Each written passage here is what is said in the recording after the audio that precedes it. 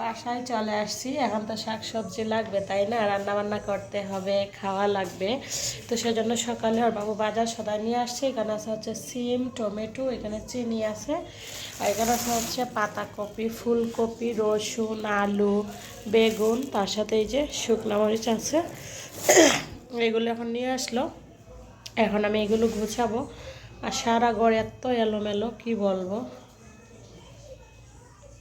দুপুরে রান্না বান্নার জন্য কাটাকুটি করে নিব। এখানে যে পাতাকপি নিছি, পাতাকপি আর আলু দিয়ে চিংড়ি মাছ দিয়ে ভাজি করব, আর বেগুন আর আলু দিয়ে মাছের ঝোল রান্না করব। একদম সিম্পল রান্না বান্না, কারণ আজকে হাতে অনেক কাজ আছে।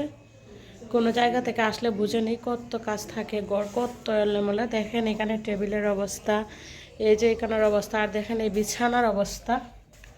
তো সেই জন্য ঝটপট 2 তরকারি রান্না করে, ভাত রান্না করে তারপর আমি ঘর গুছা নিতে লাগবো, কারণ ওর বাবা অফিসে গেছে, কখন চলে আসে ঠিক নাই। তো চলেন আগে কাটাকুটিগুলো করে নিই। কাটাকুটি সব কমপ্লিট। আর এদিকে আমি এই যে আলুগুলো ভেজে নিছি পাতাকপিতে দেওয়ার জন্য। তো আলু আর পাতাকপি দিয়ে ভাজি করবো। এই তো চিংড়ি মাছগুলো ধুয়ে নিছি, চিংড়ি মাছগুলো দিয়ে, আর এখানে আলু বেগুন কাইটা ধুয়ে নিছি। এই যে পাঙ্গাস মাছ দিয়ে একটা ঝোল রান্না করব। তো এই তো আমি চুলায় আগুন ধরিয়ে দিছি। তো চলেন এবার রান্না বান্নাটা শুরু করি।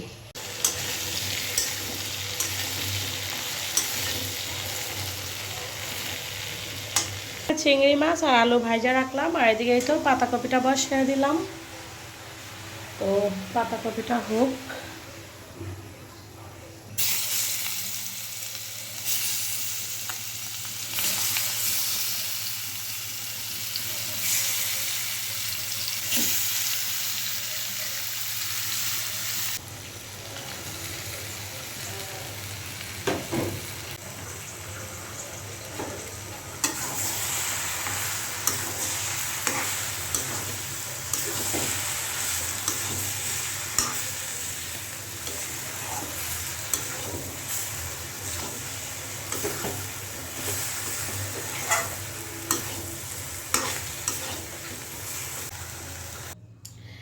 আলু আর বেগুন দিয়ে পাঙ্গাস মাছের ঝোল।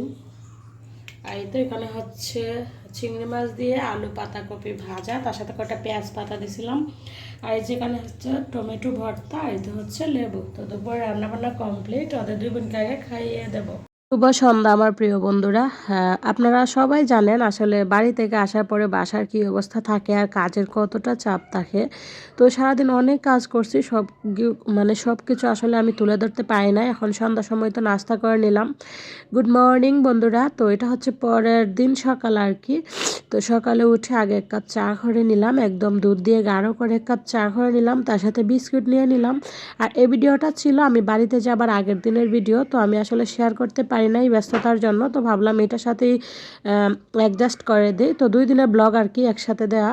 তো ঘুম থেকে উঠে চা করে নিয়েছিলাম। চাটা খেয়ে একদম মন প্রাণ শান্ত করে তারপর লেগে পড়বো হচ্ছে সংসারের কাজকর্মে।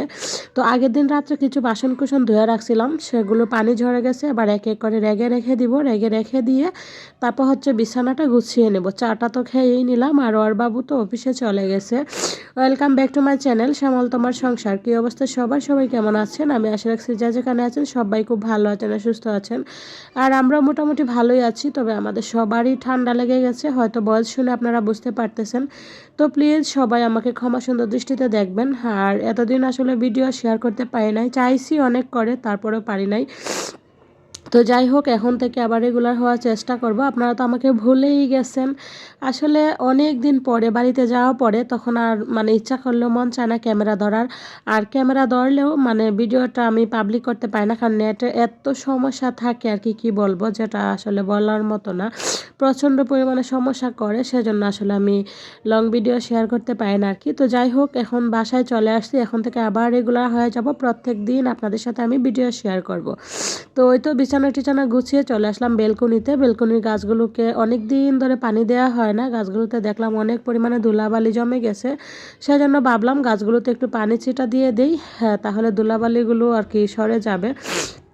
আর যেহেতু বাড়িতে যাব অনেক দিন ধরে আসলে পানি টানি পড়বে না আর কি, সেজন্য গাছগুলোতে একটু ভালোভাবে পানি দিয়ে দিচ্ছি, যাতে অনেক দিন না আসলেও কোনো সমস্যা না হয় আর কি। তো আমি জানি না আপনারা কে বা কারা আমার এই ভিডিওটা দেখতেছেন, আপনারা যে বা যারা আমার এই ভিডিওটা দেখতেছেন আপনাদের সবার কাছে আমার হার্ডলি রিকোয়েস্ট রইল, প্লিজ সবাই একটা করে লাইক করবেন, একটা করে কমেন্টস করবেন, আর আমার চ্যানেলে নতুন হলে অবশ্যই চ্যানেলটাকে সাবস্ক্রাইব করে আমার পাশে থাকবেন। এই তো দেখেন বেলকনির গাছগুলোকে পানি দেওয়ার পরে কত সুন্দর সতেজ লাগতেছে, আর বাহিরে খুব সুন্দর হালকা হালকা একটা রোদ ছিল। আমি আবারও বলতেছি এটা কিন্তু বাড়িতে যাবার আগের দিনের ভিডিও।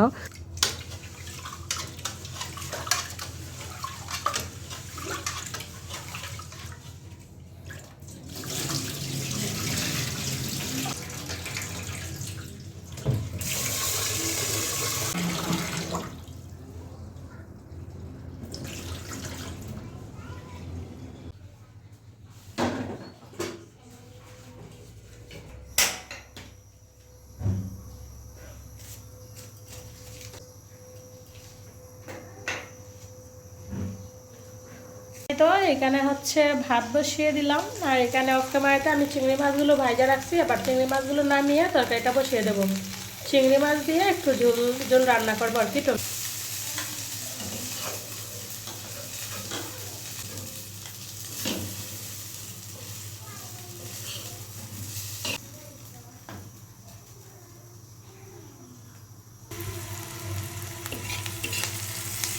টমেটো দিয়ে চিংড়ি মাছ ভাত তো হয়েই গেছে, তারপরে শুধু বাদাম ভর্তাটা করবো।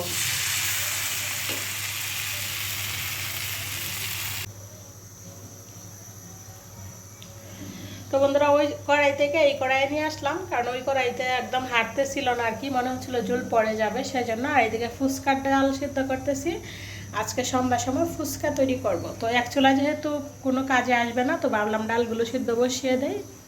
এই তো এগুলো সিদ্ধ হোক, হয়তো হয়তো আমি একটু জিরা বাটা নিব। বন্ধুরা তরকারি হয়ে গেছে, এবার বাদাম ভর্তার জন্য বাদামগুলো ভেজে নিচ্ছি।